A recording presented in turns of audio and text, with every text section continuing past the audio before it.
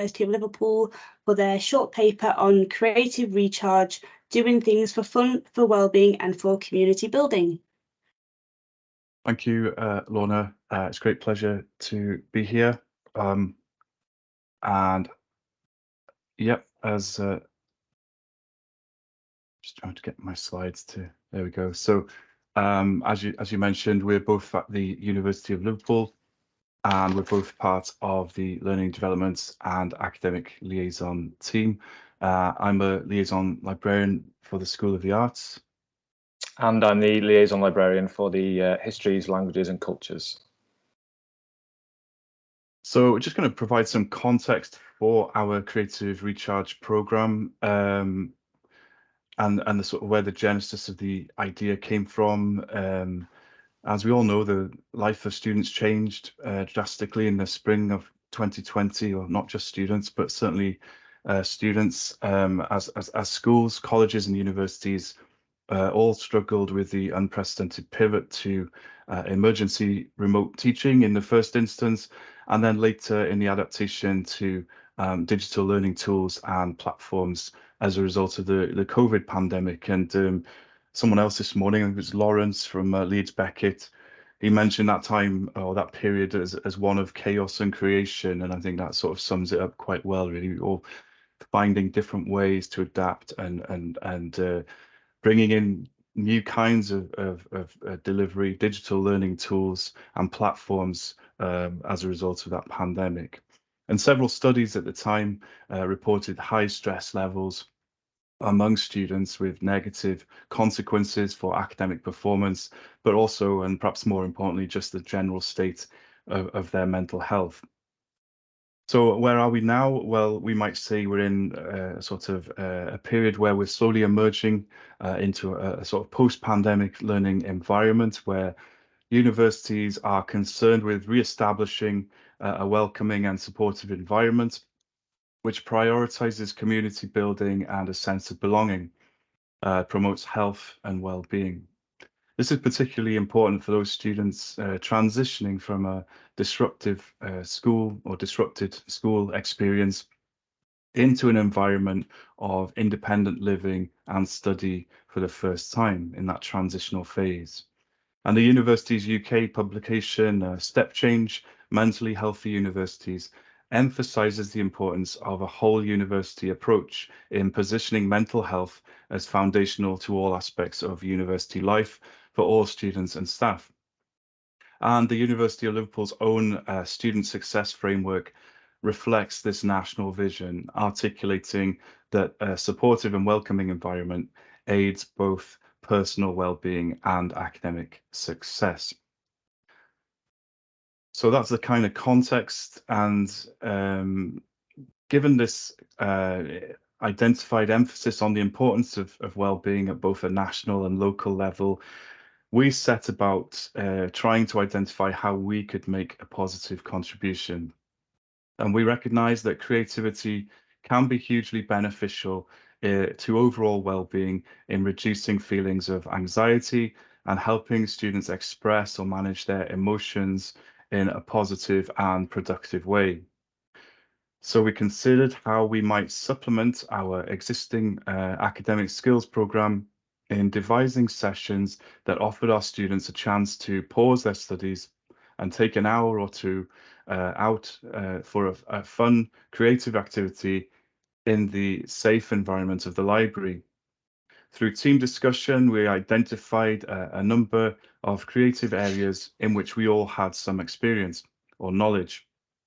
And then we devised a range of individual sessions under the branding of Creative Recharge. And I should emphasize, I've used the word we there quite a lot, so I should emphasize that this series of Creative Recharge sessions certainly wasn't solely the brainchild of myself and Sam, but involved the collective input of our learning development and academic liaison team. We also had significant inputs from our student creative writer in residence, Tilly Bradshaw, who devised and delivered several of the writing based workshops. And I'll hand you over to Sam. Hi, yeah. So Yeah, one good thing I thought, I was just thinking about this. I didn't put it in the in my notes, but it was good when we were developing these sessions. We had a chance, really. I mean, the fact that we were developing these sessions based on our own interests, it kind of helped us learn a bit more about our colleagues. You know, our kind of pool of interest and skills. So it's quite interesting. You know, getting people to volunteer for sessions that they thought they would like to try doing. So here you can see some of the kind of flyers, the social media, kind of promotional materials for a few of the sessions there. I think we did 7 sessions in total. We did researching your family tree. We did writing sci-fi and fantasy, writing children's literature. There's songwriting, combining writing with art. I did a collage session. We also did a writing poetry session. Next slide, John. So yeah, so we devised a program, and then we needed to find a way of marketing it. So some of you, I mean, I'm sure you all have your own social media channels. We have a very active Instagram account, so we made some videos, which we'll show you in a second. And our Twitter account is also well known. I'll have to give Zelda a shout out here. She was an original member of our Twitter team, which you may remember us from the cheese slice bookmark, which was landed my colleague Peter on BBC News, I think. It was quite a sensation a couple of years ago. So yeah, we have a marketing team at the library who we get on quite well with, and I think it helps to have a two-way street, really. So I've spent quite a lot of time helping them out with various promotions, unafraid to embarrass myself. So, you know, when I need to push something like this range of sessions, you can say, well, you know, I embarrass myself on TikTok, so please can you do a good series of posts to promote these sessions. So we used Twitter and Instagram to alert users to our creative recharge sessions. And yeah, we made some videos to share on those channels.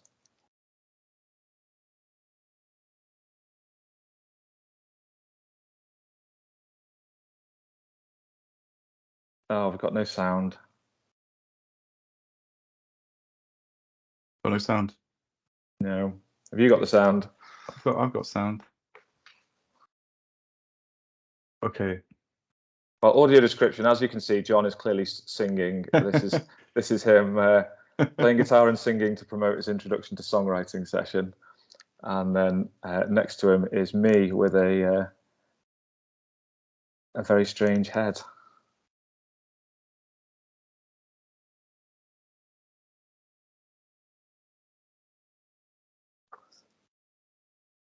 So yeah, that's what I used to promote the collage workshop, and that's what John used to promote the introduction to songwriting workshop. John, I think your next slide is on the introduction to songwriting session. Yeah, sure. So we're just gonna, sorry about the audio there. You were saved, don't worry.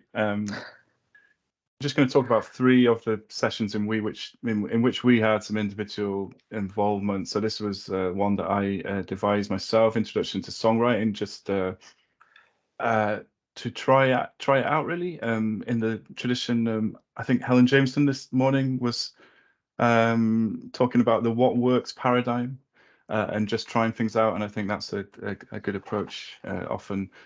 And I don't know if I'm qualified really to deliver a songwriting session, but I have definitely written songs. And I had some ideas about how to look at the songwriting process. So we looked at examples of songwriting practice and employed a range of creative techniques, such as stream of consciousness writing and exploring emotional and creative responses using a range of prompts, including going outside. We went outside into Abercrombie Square, just outside the library. We're just kind of observing the natural environment and seeing what thoughts and ideas came to mind. And we also discussed how we might balance the inner critic with self-compassion. So students had the option to share what they had composed at the end, and there was also a guitar available, although no one was feeling brave enough to use it. Really, the emphasis was very much on the writing side rather than the sort of music side, I suppose. So yeah, I did a collage workshop. Collage has long been one of my own interests. So it's great fun, really. I brought a lot of materials from home. I brought glue, paint, newspapers, old books, some old paintings I'd made I didn't want anymore, and I photocopied some materials from a book called Extraordinary Things to Cut Out and Collage by Maria Rivans, which is a really excellent book full of lots of materials. I meant to post some links in the chat, actually. So there's a link to our Twitter and a link to the Maria Rivans book there. So I wanted it to be a really relaxing session. I got there nice and early to set everything up. I think in my mind, if I was relaxed about the start of the session, it would lead to a kind of more serene vibe in the room. And I started it with a brief talk about the history of collage art through the ages. So I had some slides up, talked about the different kind of trends that have come and gone. And I had some example slides of some of my favorite collages, but that only took up about 10 minutes of the session. And then, we let the participants loose with their scissors, glue, and their imaginations. I think some people were a little worried about whether they might damage the materials in some way. So I had to show them some of the books that I've used that I've cut words out of and things. And I said, if a librarian can cut up books, then you have permission to. Don't worry about it. Everything's just materials for you to use. And I think this seems to encourage everyone, and they stop worrying about what materials they could use and how. So this is one of the better attended sessions that we had. We had both staff and students ended up joining in. I played some relaxing music while we were in there to create a nice atmosphere, and we had some positive feedback after that session. In fact, I remember I had another session booked straight afterwards, and I just left everything out, and a few of the people just stayed and carried on with the work they were doing. So that was that felt really good, because it seemed people were taking that time to just relax and get into it. Next slide, John. So combining writing with art. This was an interesting idea. So we mentioned Tilly, our creative writing and a placement student, and we've been talking about the idea of doing a combined session. And I suggested that we do one based on, I'm going to put another link in the chat here, based on the artwork of Tom Phillips, who's one of my favorite artists. And, any librarian should admire somebody who spends that long working with a book, I think. So I pitched the idea to Tilly. She thought it was a good idea. So we did a joint session. So it focused on using books that are already written to create new works. She noted it was quite similar to the trend fairly recently for blackout poetry. So again, this was a very hands-on session with kind of materials similar to the collage session, ones that we had left over. And of course, one good thing about being in libraries is you always have a plentiful supply of books. Although I will say that we all brought them from home in the end, rather than using any old ones that we didn't want anymore. We were both trying to declutter, I think, by bringing so many books in. So for that one, we talked about Tom Phillips's work. I printed out some examples. We had some slides on the screen, and we kind of introduced a few of his techniques to attendees, and then just encouraged them to have a go themselves. And I think you can see, I think that's one of John's examples on the side there, where he's used paint. And I think it's quite poignant, that one. I like it. You've never said that before, Sam. Poignant? Well, you know my vocabulary, John. I'm pulling them out from everywhere. Okay, feedback and evaluation. So we gathered feedback through a standard online form. So we provided a QR code at the end of each session. And after the session, we also sent out an email to all attendees asking for their input. So we had a limited amount of student feedback, to be honest, from the sessions overall. But the feedback we did receive was encouraging, as Sam's alluded to, and we did get generally a high level of satisfaction. And it was apparent, really, in all of the sessions, certainly the ones I attended anyway, that the students were engaged and excited to try new creative activities. Attendance was disappointing overall. Perhaps the timing of the sessions and the academic calendar was not ideal. That was something we talked about a little bit, about when is the best time, and maybe this was too close to Easter vacation, or also there was some industrial action which had just ended. So maybe students just gradually coming back into a normal routine. And one interesting thing we found was that most students who did attend were more mature postgraduate students as opposed to undergraduates.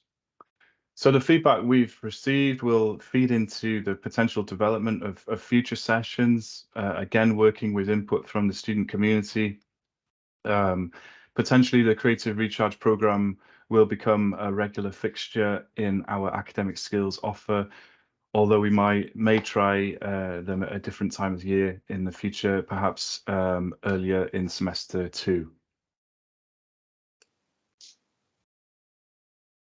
Okay, yeah. So originally, when we pitched this, I was kind of envisaging a session where we were, everyone was together, and I was going to bring a load of collage materials and glue and stuff. So we were looking for alternatives that we could do online, and it kind of ties in with the haiku competition, really. This, so put the link in the chat there for anybody that we're going to give you 5 minutes to have a go at making some poetry. I used to have this magnetic poetry on my fridge in the student days. Perhaps it was just a house full of English lit undergrads, but my wife and I actually used to use this to flirt with each other in my student house. So yeah, have a go. Take a few minutes and play around with the poetry and see what you come up with. Please post it in the chat when you're done. Yeah, so we're going to give you 5 minutes, I think, aren't we? Yeah, I think that still leaves us time for questions at the end. Yeah, yeah.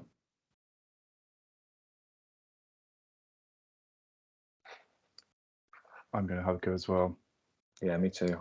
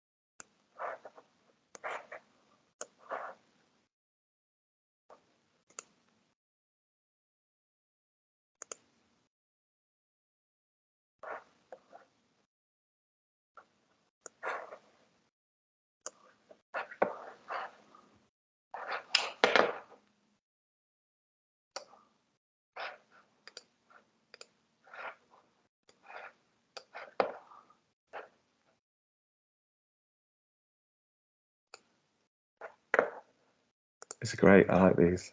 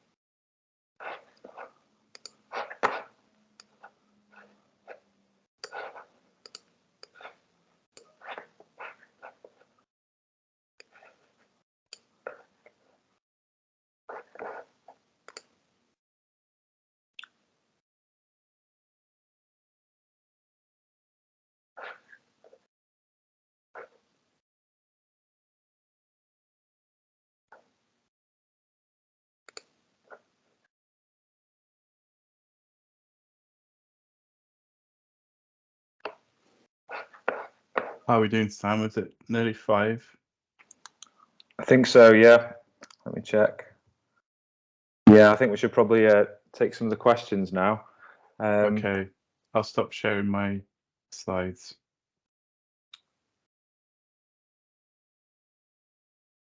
Okay, so Laura has asked, what kind of turnout did we get for these events, and were any more popular than others? Turnout was generally fairly low. I think 6 was the highest we had, 6 people. That was the college one with the staff and students. Most of them we ended up with a couple, I think. And we did have, unfortunately, one event that didn't go ahead, but we did have somebody who, I think they followed it up afterwards. It was the family history one where we didn't have any takers, but quite a few people got in touch afterwards saying, "Oh, we'd missed the session. Is there anything we can do?" So I think we'll definitely consider doing that one again. Zoe has asked. She says, "Was there a significant amount of time for preparation and delivery? So did these sessions take the place of other sessions, or were they an extra thing for the team to take on?" It was definitely an extra thing, wasn't it, John? There weren't any existing sessions that we pushed aside for these. It was kind of like it was an experiment, and I think that's why we put the time in. I already had a lot of materials and kind of ideas for a collage session. I'd not run anything like it before, but I'd thought about it a lot, I think. So, and also, yeah, I am the son of a pair of art teachers, so yeah, I kind of felt second nature. That's the point, I think, isn't it? That we were sort of lucky enough to, amongst the team, have some sort of knowledge of what we wanted to cover, and in different areas and different specialisms. So actually, the preparation didn't necessarily take that long. And I'd been on sort of songwriting workshops before, so I had quite a clear idea about what kind of structure I wanted to use. So yeah, it wasn't really too onerous. I don't think. Adam, my old friend Adam, well, still a friend. Were you able to signpost students to? Have I missed one? No. Were you able to signpost students to any creative thinking models that might provide them with fresh insight or new ways of approaching their studies? Yeah, I don't like Adam anymore. He's asking difficult questions. Well, from my perspective, no, I don't think I did. It's a good idea. Yeah, I think there was maybe, we did consider the sort of creative recharge program to be separate in some ways, even though it was part of our existing program. It was advertised in the same way. You could book on it in the same way. I didn't apply it in that way, really. I didn't think about how it might be applied in other contexts, and I think that would have been a good thing to maybe look at. And what about you, Sam? Yeah, I think that's a really good idea. I think, yeah, I certainly did, like you, John. I considered it as a very separate thing, and didn't really kind of make that link. I was so focused on it being kind of outside of a student's usual experience that I didn't really think of the way in which you could obviously very effectively tie that back into creative thinking models. I think you did some free association, didn't you, in your songwriting workshop, didn't you, John? Yeah. I think, yeah, I don't think we may have kind of used a little bit of that, but not really kind of linked it back into learning. So I guess in a way the students may have taken it on board by osmosis, but it certainly wasn't explicitly kind of the mission. But yeah, it's definitely something to think about for the future, and how we can improve if we were to rerun the sessions. Did you gather any info or feedback from students on what sessions they would like? Yeah, that's an interesting one. I think, again, it goes back to it being a kind of extracurricular thing, in that really we wanted to be able to do an offering that we were confident in, I think. And perhaps, yeah, looking at it now, you could see it from a more student-centered way, and you could say maybe we should ask them for the next set of creative recharge sessions and see what they like, and it might improve our attendance as well. Yeah, I think that's again, just going back to something Helen said this morning, you know, the what works paradigm, you know, and it was a bit like throwing stuff at a wall and seeing what sticks, which is not a very scientific approach, but I think, you know, the feedback we've got will certainly feed into how we develop the program in the future if we do decide to run it again.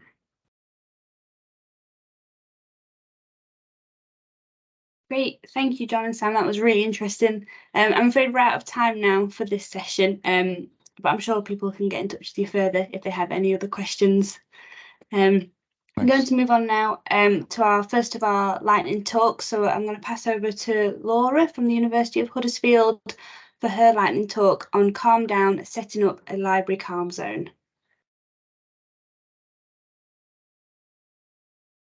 Thank you. I'm just going to share my slides. Bear with me a second.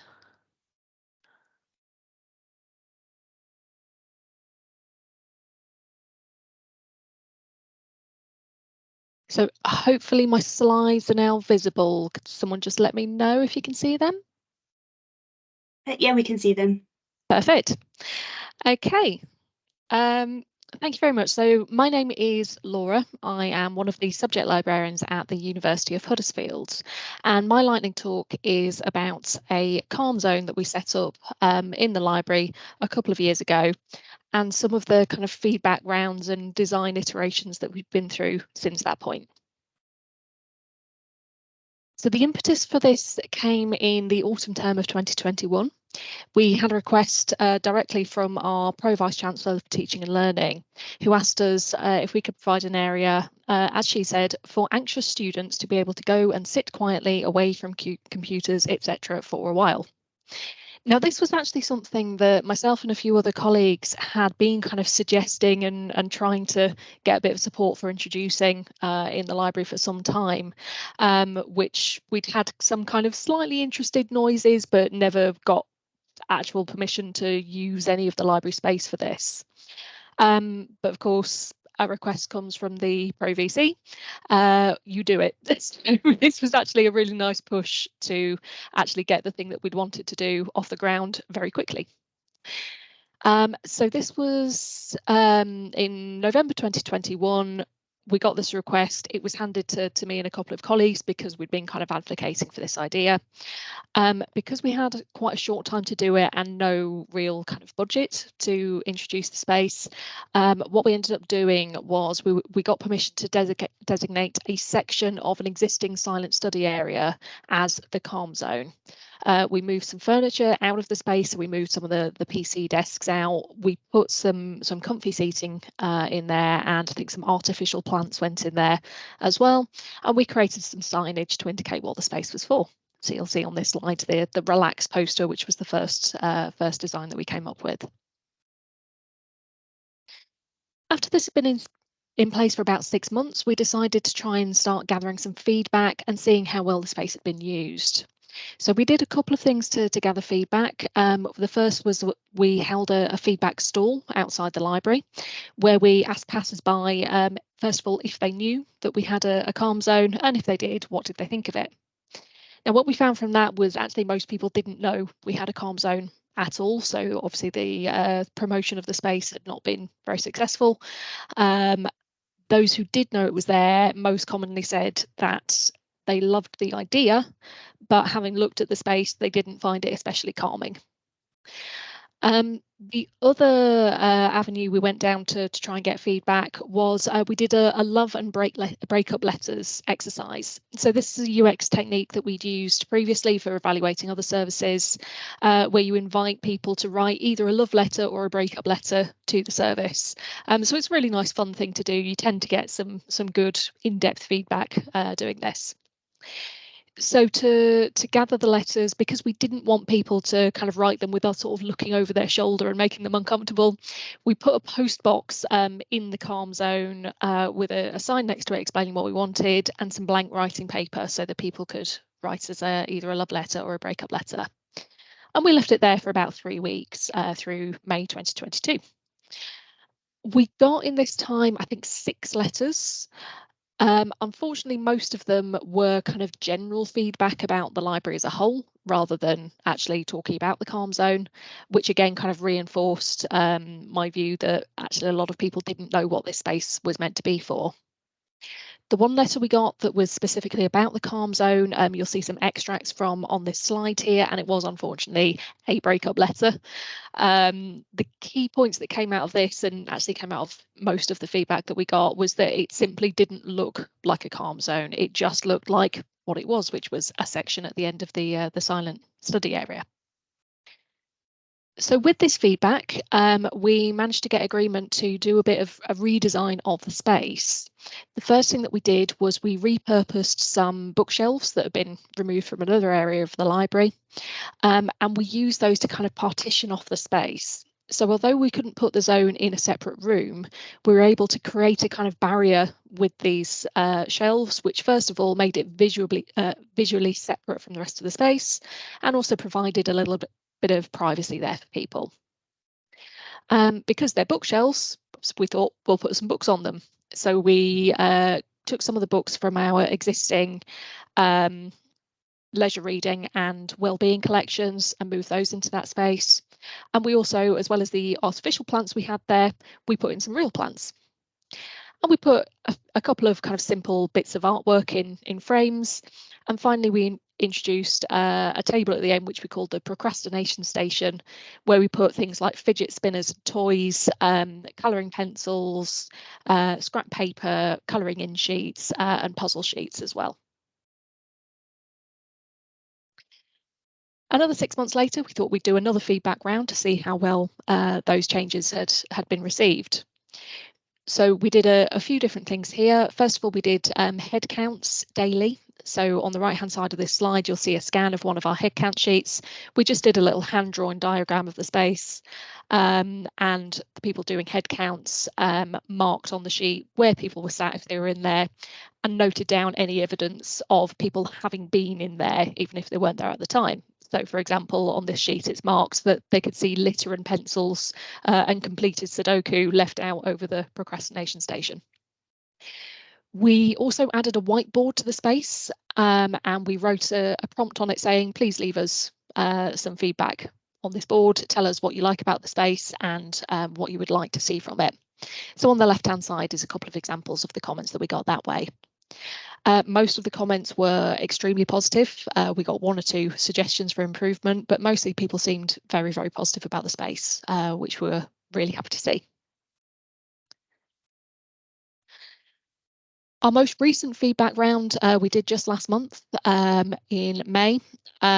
We again gathered comments via the feedback form, via the whiteboard. We again did head counts, and you'll see from the example here that we actually saw quite a lot more evidence of people using the space. We were starting to see more people in there more regularly, and more commonly things like furniture moved about and things on the table having been used. We also decided to again run the love and breakup letters. So we again put a post box in the space, put some writing paper, and asked people to write us love letters or breakup letters. This time we got 5 responses, and they were all love letters, which we were really pleased to see. My particular favourite comment is the one I've put on the left here, which starts with, I love the fact it's clear someone cares for it. Now, this was lovely to hear because we've worked really hard as a team to make sure that we are regularly checking in on this space, that we're tidying things up, we're replenishing the stock of colouring pages and puzzles, sharpening the pencils, all that kind of thing. So it doesn't take a lot of effort to do, but it does take regular effort to kind of keep on top of that space. So it's really nice to hear that that was appreciated. So that takes us up to present. Currently, our plans are to mostly keep it going the way it is. We have decided to keep the whiteboard there, and as well as using that for feedback, we've also started just writing a monthly prompt on the board for people to share positive things. So on the left-hand side, you'll see we asked, what has made you smile today? And we got loads of really, really lovely comments on this. I particularly like the imagine looking back in 10 years thinking you were worried about crappy assignments, which I think is a lovely comment. Also on the right, another particular favourite. This was in response to, in January, we put on the board, what are your plans for this year? And somebody said, have a feeling this year is going to be better and better. As Freddie would say, don't stop me now. So as a Queen fan, particularly loved that comment. Our other plans for this coming year is we plan to actually introduce some student artwork into the space, as we had a comment suggesting that they would like to see us do that, and it was something we were actually already considering, so it was nice to see that somebody agreed with that idea. Our plan is to run a student competition to design a mural for the one blank wall in the space. So we will be hopefully running that competition in the autumn term, and then the winner will actually paint that wall for us, which is something that we've done previously in another area of the library, and it looks beautiful. So we're really looking forward to doing something similar in this space. So that is about it from me. I think I'm about up on time, so I'll leave it there. Just to say, in this picture on the last slide, you can see some of our newest soft furnishing. So just last month, we got approval to buy a lovely new rug and a beanbag for the space as well. So if anyone does have any questions, I think we'll have time at the end of this session, and if not, please feel free to contact me. Thank you. Great, thanks, Laura. Yeah, we should have a bit of time in the end of the session, so we'll come back and do questions at the end. I see a couple have come into the Q&A.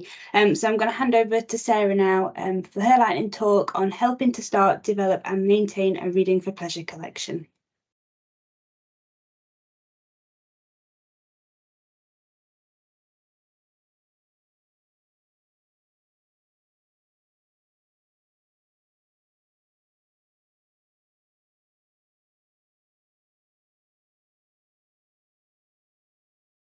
Sorry, I'm just trying to get the slides to show up. 1 second.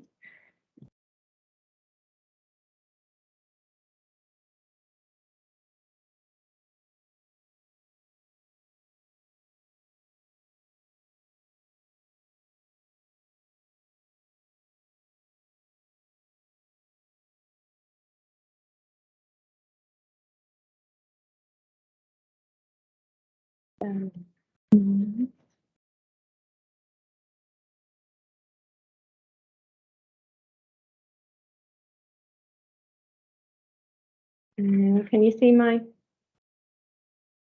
screen, Sean? Not yet. Not yet. So showing on my screen, but not on yours. 1 second.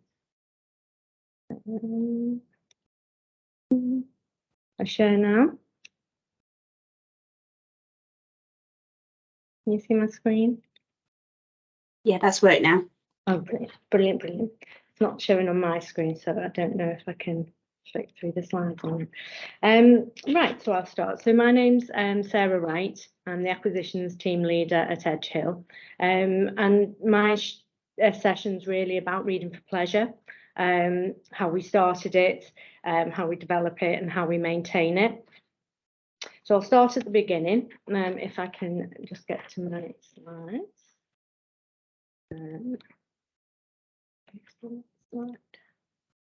Okay, so as I say, starting from the beginning, starting a Reading for Pleasure collection. So our considerations when starting our collection were what type of titles to include, where was it going to be located, the look and feel of the area, and how we were going to promote it as well. But luckily at Edge Hill, we already had a small print fiction collection, so we built on that. And when our current library building, the Catalyst, was built, we made sure we included a designated space. It had soft furnishings, picture frames and plants, and it gave it a really comfortable and accessible and homely feel. The collection grew, and initially we had a donation from the Reading Agency, and the titles of that were focused on wellbeing and the mental health side of things. We asked for feedback from our graduate interns as well. They just started with us. So we asked them what they'd like about the collection. And interestingly, the interns' feedback was very much about being able to browse titles online and not be judged. So certainly with, you know, titles on mental health as well. We then included the subscription to Libby so that we had ebooks and we had audio. And obviously following COVID, the online Libby part of the collection came into its own. But I would say promotion of the scheme at this point was very much, you know, lacking really. We only had a few posters and we haven't really got into the overdrive resources just yet. I'll just go back a sec, sorry about that. So the main things, as I say, consider our location. So our location particularly was key really, and obviously for us with the new build we made sure that it was accessible, so it's on the ground floor and it's visible, it's easy to be directed to from the help desk, and there's space for promotional materials as well. And one of the things as well I forgot to mention just there is the suggestion schemes and your audience as well. We've developed a suggestion scheme initially using paper requested slips that could be filled out. So we had a box there that you could put the slip into. But now we've got an online form and a QR code too. It's mainly for staff, well it is for staff and students, but we do get more staff requests, and requests via this route is very much for print. Our collection via Libby has grown, so when starting a collection, consider your titles and your formats. We also have a magazine subscription now, which is proving popular. And looking at the stats of Libby, audio is a format that seems to be quite a favourite for all their requesters. So on to developing a reading for pleasure collection. Our space has developed. We now have a book of the month shelf, which sits at the end of one of the shelving bays, and we've got more picture frames which display the monthly promotional messages. As I say, we're more digital, so we've got our digital online form and QR codes, and we've got digital displays which are shown at the top of in prominent places in the Catalyst building, and we've obviously got our social media presence using Twitter and Instagram. And we've also now got support from the help desk as well. So in terms of a book display, they've got that behind the desk, and we've also got a QR poster as well. Just after COVID, though, we compiled a report around print and reading for pleasure, just to look at the usage. And this highlighted their preferred formats, helped us to plan our future themes and areas to focus on. So audio and print, as I've sort of mentioned, they were popular, but more so rather than ebooks. And we've now added graphic novels because people were asking for that, and a wide range of created lists, which things like cost of living was popular, but also supporting university-wide schemes as well, so such as mental health and neurodiversity. We now plan monthly themes. We're developing a calendar, and we attend internal university events, so such as staff inductions, learning at work weeks, and we promote our collection, the Libby and the book club, and we also add content to university bulletins and newsletters as well, and we create lists quite quickly and flexibly using Libby, so we can send out links to them. But I would say, you know, be aware of print stock management. Who looks after this space? Is there a need for separate processing? Who creates and keeps on top of the displays and the themes? And one issue we faced early on, and still do a little bit with the space, is that it's very well used and it has chairs in it that get moved, and they also sometimes can block the shelving, so people find it difficult to browse the shelves. And constant input. I think we all know we have to keep the collection fresh. So we've now got a designated person who creates lists on a monthly basis. We've got somebody who feeds into the wider social media team, and an email account as well.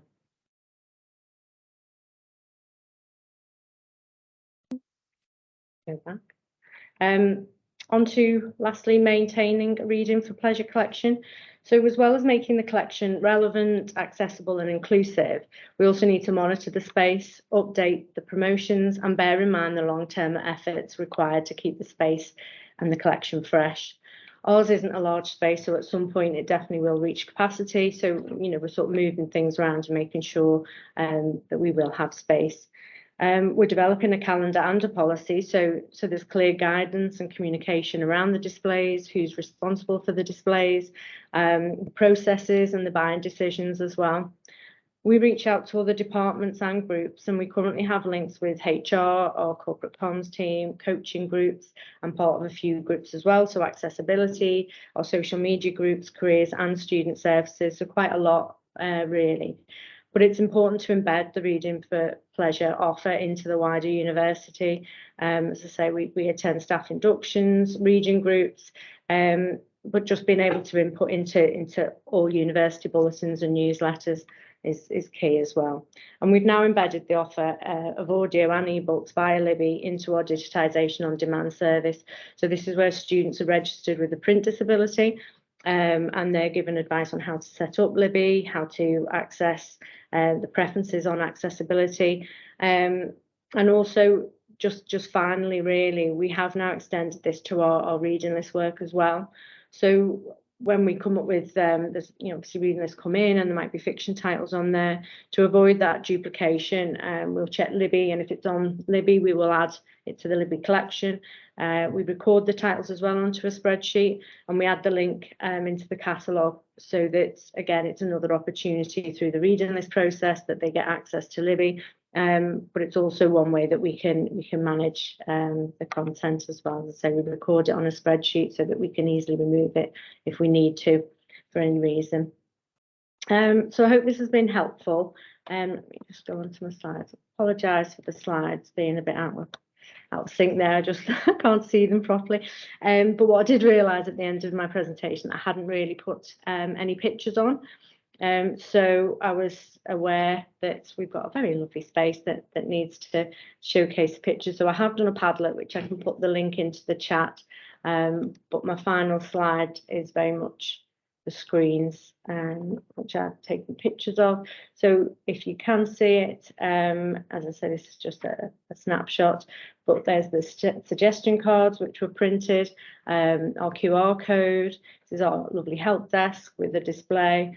Obviously there's planting, and some of our digital screens are obviously, as I say, in prominent places. So as you're coming up the stairs, you can see that the space has got lovely lighting on it as well. We've got our picture frames, and these are some of our Twitter feeds and Instagram. So when we do have a collection of books or we're promoting something, we will have that shown on Twitter. And again, if we're doing anything, we're promoting Libby there, we can tweet as well. Some of our created lists as well, as I say, at the moment we've got cost of living, we've got LGBTQ+, and more recently we've just done one for Windrush as well. So thank you. I can share the link, and if anybody has any questions, you can get in touch. Great, thanks, Sarah. So we are quite close to the end of our session now, but we do have a couple of questions in the chat for both Laura and Sarah. If you guys are okay to take those quickly. Yeah. So the first one is for you, Sarah. Do you have a collection management policy for the specific collection in terms of weeding and adding to it? So no. So we're working on that. That's our sort of.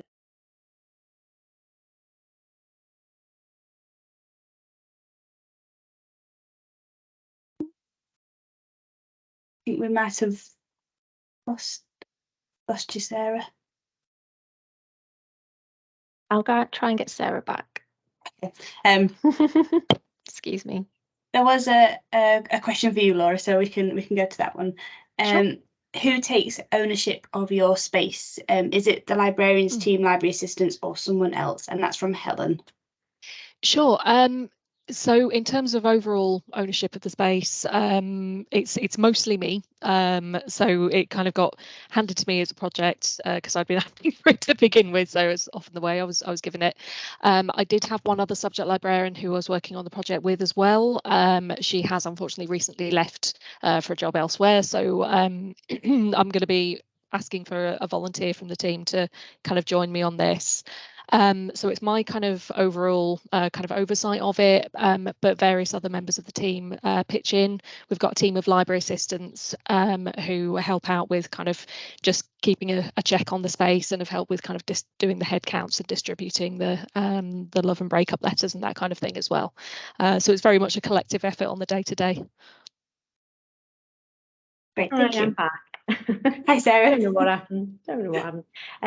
Yeah, so sorry, we have got an overriding collection policy, but what we're working on is something more specific so that it does look at the collection, like you say, for weeding. At the moment, we've only got a small space, so it is just a case of making sure that we can, regularly somebody looks after it, that if there's any processing, that's as I say, there's responsibilities and it's clear what people do, but it is sort of part of our collection policy. It's just not as specific as we'd like it. Thank you. And there was just one final question, again for you, Sarah, from Sam. Can I ask how you gathered feedback from students about your leisure reading collection? We could do with doing the same regarding our own collection, so any advice appreciated. Yeah, so as I say, it was early on when we had graduate interns, so it was part of a questionnaire really that was sent out to them, and it was really just asking them what they liked to see. At the time we didn't have Libby, so we had nothing online. We just had a fiction collection and a space, and it was about how we could develop that, and the suggestion was, would you like to see ebooks, would you like to see audio, and yeah, it was very positive. And as I say, the interesting point that came out of that was very much about that, and I can't say the word, anonymity, where they could select something without being judged. And I think because obviously the collection was very much at that stage, mental health and well-being, you can imagine that people didn't want to necessarily be stood browsing where they're seen looking at something maybe on anxiety or something that so I think that's key. And as I say, looking at our Libby stats, we have found that there's real high interest, really high usage of audiobooks particularly. Again, I think that's an effect of COVID and the pandemic, that people are more used to listening to things in that way. So yeah, we've seen it through the stats, but it's weird that the sort of fiction suggestions are very much, they want it print based. But that I think the browsing side of things and the magazine side of things that we have now, that people like to use them on their phones as well. Great, thank you.